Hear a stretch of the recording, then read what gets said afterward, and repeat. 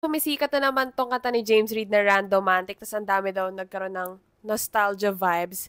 Pero sa akin, familiar lang ako dun sa song, pero ang mas tumatak kasi sa akin talaga ay ang original J. Dean songs. Yun talaga. So sa live ko nung nakaraan, nagpa-poll ako para tingnan ang pulso ng masa at survey says, disclaimer, 5 minutes lang nag-run yung poll kasi yun lang yung limit ng TikTok. Tapos 27 lang yung bumoto.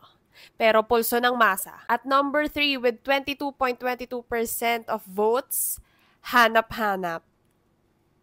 Top 2 with 37.04%, No Erase.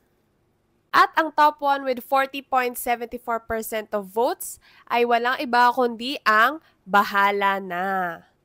Again, to summarize, ito ang pulso ng masa ng 27 people na pumunta sa live ko at random.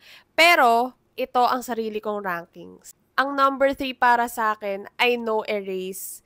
Kasi mahirap lang siya kabisaduhin dahil yung sasagutan nila na, oo na, sure na ba, sige na.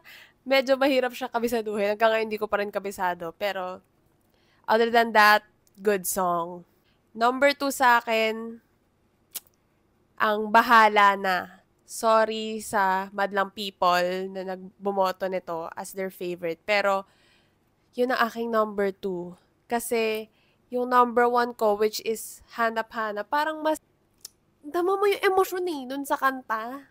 Natago sa puso. Parang ang sarap mahanap yung the one. Eh,